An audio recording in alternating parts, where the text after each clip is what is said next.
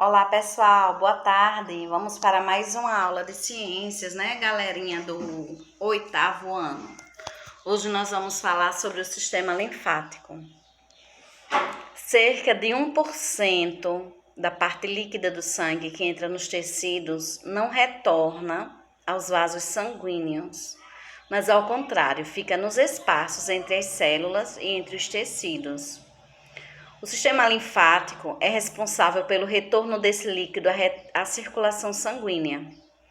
Ele é formado por uma rede de estruturas, os vasos linfáticos, que captam o excesso de líquido existente nos tecidos. O líquido entra nos vasos linfáticos, chamado linfa, contém água e substâncias dissolvidas, células mortas e, eventualmente, agentes infecciosos, como vírus e bactérias. Os vasos linfáticos muito finos se unem formando vasos mais espessos, que conduzem a linfa para as veias, nas quais ela se reincorpora ao sangue. Os linfonodos, que são estruturas presentes no trajeto dos vasos linfáticos, realizam uma espécie de filtração da linfa, eliminando impurezas, células mortas, etc. Nos linfonodos existe grande quantidade de glóbulos brancos que combatem os agentes infecciosos que possam estar na linfa.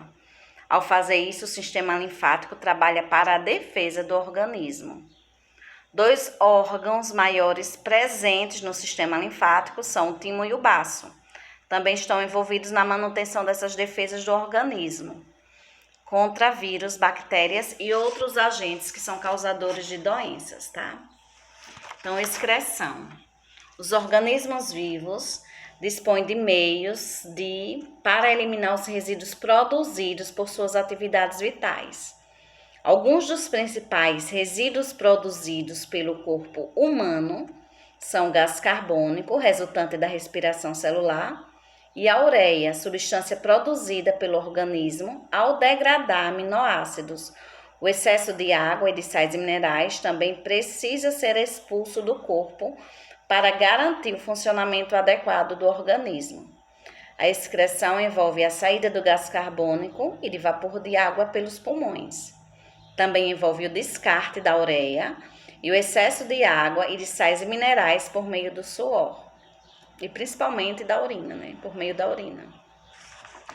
Não confundam eliminação com excreção. Você não deve confundir a finalidade da eliminação das fezes, que é a evacuação, com a finalidade da excreção. Na evacuação, eliminamos resíduos presentes em alimentos que não chegam a ser digeridos nem absorvidos pelo sistema digestório. A excreção, no entanto, envolve o descarte do excesso de água e de sais minerais, assim como ureia e outras substâncias tóxicas ou não necessárias. A produção da urina nos rins. Os dois rins são os órgãos responsáveis pela produção da urina. Eles estão situados próximo ao último par de costelas posteriores. Cada um dos rins atua de modo independente na produção da urina. Há quem compare os rins a um filtro do sangue. Na verdade, a atuação renal é muito mais complexa que uma simples filtração. Do líquido que passa por essa filtração, que é o plasma sanguíneo, os rins retiram tudo aquilo que ainda é útil ao organismo e conduzem esses materiais de volta ao sangue, o que evita desperdícios de glicose, vitaminas e de sais minerais. A quantidade de água na urina pode variar. Os rins são controlados por um mecanismo corporal que, de modo geral, permite descartar na urina apenas a quantidade de água e de sais minerais que pode ser eliminada, sem causar prejuízos ao organismo. Quando ingerimos muita água, os rins produzem muita urina para nos livrar do excesso da água. Quando bebemos pouca água, eles produzem menos urina. Os rins excretam alguns medicamentos e drogas. Então, além de descartar a ureia, evitar a perda de substâncias importantes e regular a saída de água, os rins excretam na urina substâncias estranhas ao organismo, como é o caso de muitos medicamentos e de drogas, que, um tempo depois de ingeridos, podem ser detectados na urina.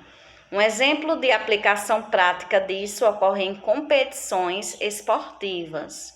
Exames realizados em laboratório detectam na urina dos atletas o doping, ou seja, o emprego dias antes da prova de substâncias que ajudam a melhorar o desempenho, mas que são proibidas.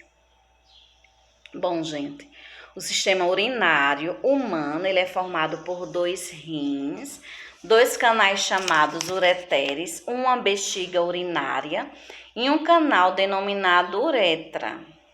Então, primeiro o sangue entra nos rins por meio das artérias, os rins produzem a urina, o sangue purificado sai dos rins por meio das veias, os ureteres conduzem a urina à bexiga urinária. A bexiga urinária é responsável pelo armazenamento da urina e a uretra conduz a urina para o exterior do corpo. Tá, gente? Espero que vocês estejam compreendendo bem até aí. Por hoje vamos ficar por aqui, tá? Beijos para todos.